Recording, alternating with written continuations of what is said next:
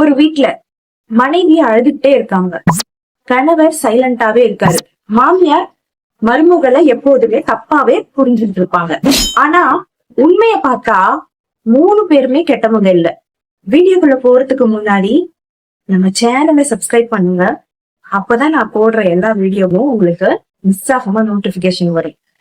3 பேருக்கும் கம்யூனிகேஷன் இல்லாத காரணத்தினாலதான் மனதளவுல தூரமா இருக்காங்க.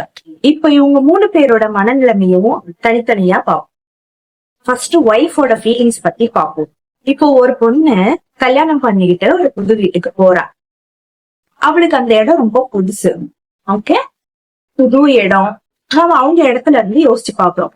சோ அந்த புது மருமகள் என்ன பண்ணுவாங்க, அந்த வீட்டுல எல்லாரையும் அட்ஜஸ்ட் பண்ணுவாங்க இல்லையா? அட்ஜஸ்ட் பண்றதுக்கு ட்ரையாவது பண்ணுவாங்க. அண்ட் எல்லாரையும் ஹாப்பியா வச்சுக்க முயற்சி பண்ணுவாங்க. சோ இப்படி இருக்கிற அந்த பொண்ணுக்கு சில டைம் ஒரு கேர் தேவைப்படும். என்ன மாதிரி கேர் நீங்க நினைக்கிறீங்க? இன்னுமே கிடையாது. சாப்பிட்டியாமா, டயர்டா இருக்கியா, கொஞ்சம் ரெஸ்ட் எடுத்துக்கிறியா, இவ்வளவுதான். இதுதாங்க அவளுக்கு தேவையான கேரு. இதுவே அவளுக்கு பெரிய சப்போர்ட். மனதளவுல இந்த எமோஷனல் சப்போர்ட்னு சொல்றாங்கல்ல, வேற எந்த சப்போர்ட்டும் நீங்க கொடுக்க வேணாம். சும்மா எமோஷனலா இந்த ஒரு வாய் வார்த்தையால இந்த வார்த்தையை கேட்டு பாருங்களேன்.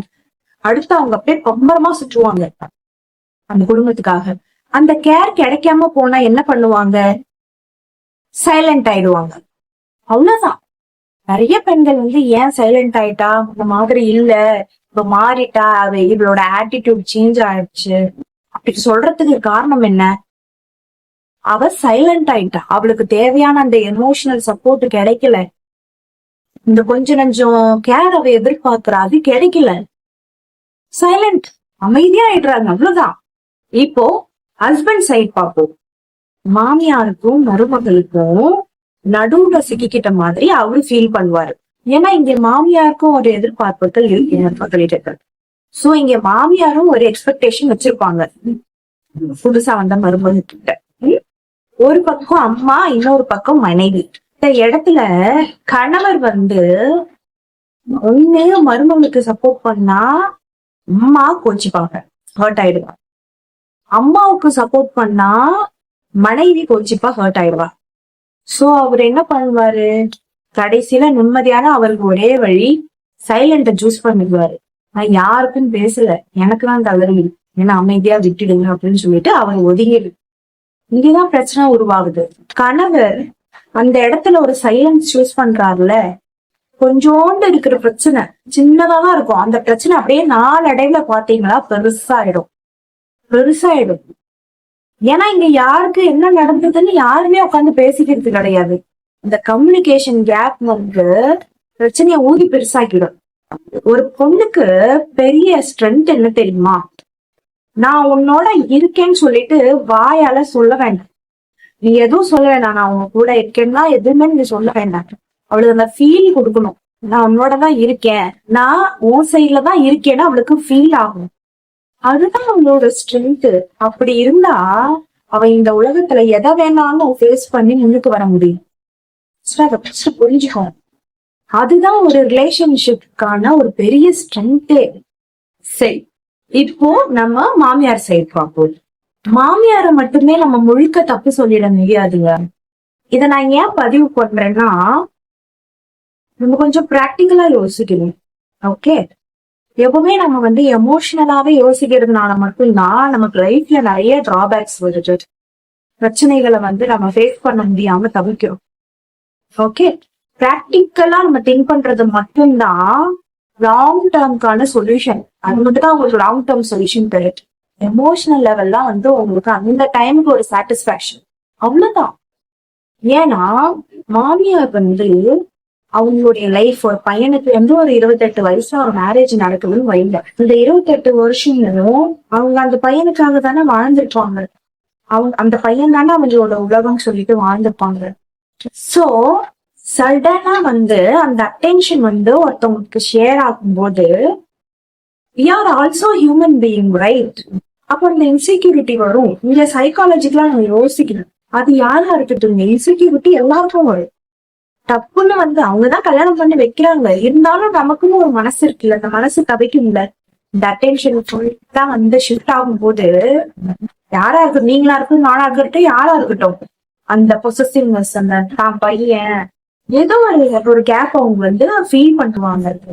இது உண்மைதானே. நான் எதுவும் இது வந்து பொய் சூழல யாருக்கும் சாக்கமா பேசு. நீங்களே உங்க மனசாட்சி கை தொட்டு, நீங்களே உங்க மனசுல கை வச்சு யோசிச்சு பாருங்க. அவங்களுக்கு ஒரு இன்செக்யூரிட்டி, ஒரு கஷ்டம், அது அவங்களால தாழ முடியாது. சோ இது என்ன ஆகும், இதனுடைய பிரதிபலிப்பு அந்த புதுசா வந்துட்டு மருமகள் மேல அப்படியே வந்து ஷிஃப்ட் ஆயிடும். சோ இங்க என்ன ஆகும், மிஸ் அண்டர்ஸ்டாண்டிங் உருவாகும் மருமகளுக்கும் மாமியாருக்கும். உண்மை அதுதான். ஓகே, யாருமே வந்து தான் மனசுக்குள்ள என்ன இருக்குன்னு சொல்லிட்டு டைரக்டா சொல்ல மாட்டாங்க. சொல்லக்கூடிய விஷயமும் இல்ல, எல்லாராலையும் சொல்ல முடியாது இந்த மாதிரி ஒரு இன்செக்யூரிட்டி இருக்கிறது. சோ மருமகளா நாம அந்த இடத்த கொஞ்சம் புரிஞ்சுக்கணும். கண்டிப்பா அதை புரிஞ்சுக்கணும்.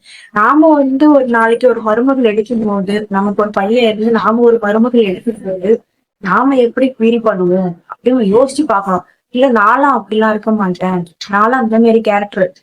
அவங்க உங்களுக்கு அந்த அந்த சுச்சுவேஷன் வந்தா மாத்திரம்தான் புரியும் அந்த இன்செக்யூரிட்டினா என்ன, அது அன்ஹெல்தியா இல்லாட்டி ஹெல்தி இன்செக்யூரிட்டியா அப்படின்னு சொல்லுவாங்க. மனுஷனாக இருந்தா அதான் சொல்லுவாங்களே, ஹியூமன் பீயிங் எரர்ன்னு சொல்லுவாங்களே, அது எல்லா இடத்துலயுமே, அது எல்லா இடத்துலயுமே கிராஸ் ஆகும். Human being error. மனுஷனா பிறந்தா எல்லா ஃபீலிங்ஸும் அது வந்துதான் போகும். அது நமக்கு ஒரு பாடத்தை கத்து கொடுத்துட்டு தான் போகும். சோ இங்க என்னன்னா, அம்மாவுக்கு அன்பு வேணும், மனைவிக்கு புரிதல் வேணும். ஓகேவா? அன்பு புரிதல் இது ரெண்டுமே பேலன்ஸ் பண்ணி இருந்தா மாத்திரம்னா அது ஹாப்பியான ரிலேஷன்ஷிப்பா நமக்கு வந்து போக முடியும். அட்ஜஸ்ட்மெண்ட்ஸ் எல்லா இடத்துலயும் தேவைங்க. ஃபர்ஸ்ட் என்னன்னா, நேரா இருக்கிற மரத்தை தான் வெட்டி தூக்குவாங்க, அது எல்லாத்துக்குமே இடைஞ்சலா இருக்கு அப்படின்னு சொல்லிட்டு அங்கங்க கொஞ்சம் வளைஞ்சு வளைஞ்சு கொடுக்கணும் நம்ம. ஓகேவா? அது புரிதல் கத்துக்கிட்டாலே லைஃப்ல நீங்க பாதி பிரச்சனையை வந்து ஜெயிச்சு முன்னாடி வந்துடலாம். முக்கியமான பாயிண்ட் இங்கதான் நம்ம இத வந்து சொல்லி ஆகணும். ஒரு வீட்டுல, ஒரு குடும்பத்துல மன அமைதி உங்களுக்கு தேவை அப்படின்னு சொன்னா, அந்த குடும்பத்துல மன அமைதி இல்லை அப்படின்னு சொன்னா, அங்க என்னன்னா ஈகோவை எல்லாருமே குறைச்சிக்கிடணும். இந்த வீடியோ பாக்குறவங்க எல்லாருமே உங்க வீட்டுல இப்படி ஒரு ப்ராப்ளம் ஃபேஸ் பண்ணிட்டு இருக்கீங்க, ஏன்னு தெரியல, இவ்வளவு இஷ்யூஸ் நடக்குது அப்படின்னா எல்லாருக்குள்ளயும் ஒரு ஈகோ இருக்குது. அதை நீங்க ஃபுல்லா என்னால ஈகோ இல்லாம இருக்க முடியாதுன்னா ஓகே, அக்செப்ட் பண்றேன். நான் சில பேருக்கு அது இன்பில்டாவே இந்த நிகழ்ச்சி இருக்கும். கொஞ்சம் கம்மி பண்ணிக்கணும் ஈகோ. உங்களுக்கு எப்படி ஈகோ இருக்கோ அதே மாதிரிதான் ஆப்போசிட்லயும் இருக்கு. சரியா? அது ரெண்டுமே கிளாஷ் ஆகும் போது அந்த மன அமைதி இருக்கு. அது எப்படி இருக்கும்? யாராவது ஒருத்தவங்க விட்டு கொடுக்கணும். தயவு செய்து அதை மாத்தி பாருங்களேன். நிறைய பிரச்சனைகள் உங்க வீட்டுல தவிர்க்கப்படும். முக்கியமா இதை கவனிச்சுக்கோங்க. மனைவிகள்லாம் என்னுடைய ஹஸ்பண்ட் என்னைய மாத்திரம் புரிஞ்சுக்கிட்டு நடந்துக்கணும்னு நினைக்க கூடாது. அதே மாதிரி மாமியாரும் என் பையன் கல்யாணத்துக்கு அப்புறம் மாறிட்டான், நல்ல சேஞ்சஸ் அப்படின்னு சொல்லிட்டு தப்பா ஃபீல் பண்ண கூடாது. ஏன்னா ஒரு உங்ககிட்ட உங்க பையன் வளர்ந்ததுக்கும் புதுசா வந்து ஒரு பொண்ணோட ஒப்பீனியன் ஃபீலிங்ஸ் உங்க பையன் வந்து ஷேர் பண்ணும்போது ஆட்டோமேட்டிக்கா அந்த சேஞ்சஸ் வரும். ஓகேவா? அத நீங்க வந்து தப்பா எடுத்துக்க கூடாது. நீங்க வந்து இறந்த காலம், அம்மா வந்து இறந்த காலம், மனைவி வந்து எதிர்காலம்.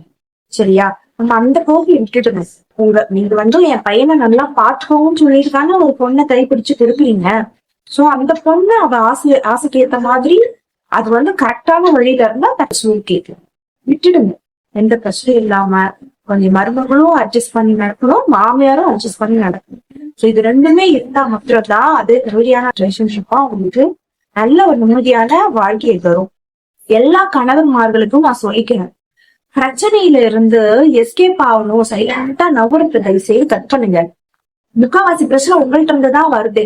மாமியாரும் மருமகளும் ஒழுங்கா வந்து ஒரு அந்நியமா ஒரு பாண்டிங் இல்லாததுக்கு காரணம் யாருன்னா இங்க கணவர் தான். இது ரொம்ப சைலண்டா பேசப்படுது. அவங்க நடுமத்தில நின்று ரெண்டு பேருமே வந்து பேலன்ஸ் பண்ணாங்கன்னு வைவேன், கண்டிப்பா அவங்களுக்குள்ள ஒரு நல்ல அண்டர்ஸ்டாண்டிங் வரும். இதை நான் எழுதிக்கூட உங்களுக்கு தரேன். ஏன்னா அவங்களுக்கு எப்படி இவங்க சமாளிக்கணும்ன்ற அந்த இது கிடையாது, இந்த தைரியம் வர்றது இல்லை சில பேருக்கு. சில பேருக்கு இல்ல, பல பேருக்கு வர்றது இல்லை. கொஞ்சம் நீங்க பேலன்ஸ் பண்ணி கத்துக்கோங்க. ரெண்டு பேருமே உங்க வாழ்க்கையில ரெண்டு பேரும் ரெண்டு கண்ணு. ஓகே, அந்த ரெண்டு கண்ணையும் நீங்க ஒரு கண்ணாலதான் நான் பார்ப்பேன், ஒரு கண்ணால பார்க்க மாட்டேன் அப்படி கிடையாது. ரெண்டு பேருமே ரெண்டு கண்ணால தானே பார்க்கணும். அந்த மாதிரி ரெண்டு பேரையும் நீங்க பேலன்ஸ் பண்ண கத்துக்கோங்க. நம்ம அந்த போன்ல டிவில எல்லாம் வந்து எவ்வளவோ செலவழிக்கிறோம் டைம். ரெண்டு பேரையும் எப்பயாச்சும் யோசிச்சு இந்த பிரச்சனை எப்படி நம்ம சால்வ் பண்ணலாம், யாருக்கு என்ன பண்ணணும், ரெண்டு பேரையும் வச்சு ரெண்டு பேரையுமே மைண்ட்ல வச்சு நீங்க யோசிச்சு பாத்தீங்கன்னா கண்டிப்பா உங்களுக்கு சொல்யூஷன் கிடைக்கும். ஸோ பேலன்ஸ் பண்ண ட்ரை பண்ணுங்க. ஒரு ஃபேமிலி சர்வைவ் ஆகுறது லவ்னால மட்டும் கிடையாதுங்க, அண்டர்ஸ்டாண்டிங்கும் வேணும். புரியுதுங்களா? லவ் ஒரு பக்கம் இருந்தா அண்டர்ஸ்டாண்டிங் முக்காவாசி இருக்கணும். இப்பதான் நீங்க எல்லாத்தையுமே பேலன்ஸ் பண்ணி கொண்டு போக முடியும். இன்னொன்னு ஞாபகம் வச்சுக்கோங்க, வீட்டுக்கு வாசப்படி இருக்குங்க. ஒவ்வொரு வீட்டுக்கும் ஒவ்வொரு பிரச்சனைகள் இருக்கும். பிரச்சனை இல்லாத வீடு அது வீடே கிடையாது. பிரச்சனைகள், ஒவ்வொருத்தவங்க கருத்து பரிமாற்றம் வந்து மாறப்படும் போது பிரச்சனைகள் உருவாகும். ஓகேவா? சோ அந்த பிரச்சனைகள் இருக்கும்போது ஆர்குமெண்ட்ஸ் வரலாம், மிஸ் அண்டர்ஸ்டாண்டிங் வரலாம், ஏதாச்சும் ஒண்ணு நடக்குது. ஓகே, அப்போ வந்து நம்ம யாரையும் எதிரியா பார்க்க கூடாதுங்க. ஆன் ஸ்பாட்ல இவன் எனக்கு எதிரி அப்படின்னு நம்ம பார்க்கவே கூடாது. என்னைக்கு நீங்க ஒருத்தவங்களை வந்து ஃபேமிலிக்குள்ளேயே உட்காந்துட்டு எதிரியா பார்க்க ஆரம்பிக்கிறீங்களோ அங்க சோவா அந்த ரிலேஷன்ஷிப் டெத் ஆயிடுது. அவ்வளவுதான். அத நீங்க வந்து திரும்பவும் வந்து ரீபாண்ட் பண்ண முடியாது. இன்னும் இல்ல, இந்த உலகத்துல யாருமே வந்து நான் ரொம்ப நல்லவன் அப்படின்னு சொல்லிட்டு இன்றைய காலத்துல யாரும் மார்க்கெட்டிங் முடியாது. உண்மை. ஓகேவா? நம்ம எல்லாருக்குள்ளயும் ஒரு கெட்ட எண்ணங்கள் இருக்கதான் செய்யும். அது அந்த கோபம் அதிகமாகும் போது வெளிவரத நீங்களே ஃபீல் பண்ணலாம். எனக்காவது தனிமையில உட்காந்து பாருங்க. புரியுதுங்களா?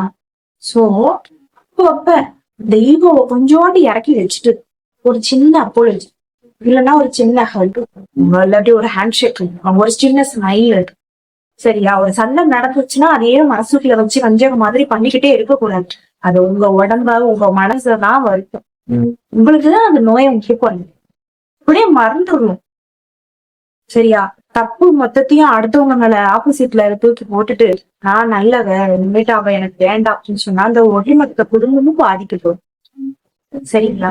இது கொஞ்சம் மனசுல வச்சுக்கோங்க. அப்பதான் அந்த குடும்பம் காப்பாற்றப்படும். இது வந்து மாமியார் மருமகள் ரெண்டு பேருக்குமே இந்த பொறுப்பு இருக்கு. சரியா? இவங்க ரெண்டு பேரையுமே இப்படி நீங்க மாத்தணும்னு நினைச்சா அந்த பொறுப்பு கணவர்கிட்டதான் இருக்கு. ஓகே, சோ இந்த 3 பேருக்கும் பொறுப்பு இருக்கு. 3 பேருமே ஒருத்தவங்க மருமக தலையில மட்டும் போடக்கூடாது. அது பொறுப்பு தூண்டு வந்த பொண்ணுதான் இப்படி பண்ணணும், பாக்கணும், நாங்க எப்படி இருந்தாலும் அவட அட்ஜஸ்ட் பண்ணணும், நேவர் அப்ப பண்ணக்கூடாதுங்க. எழுதி கொடுத்துருக்காங்களா அவங்களுக்கு?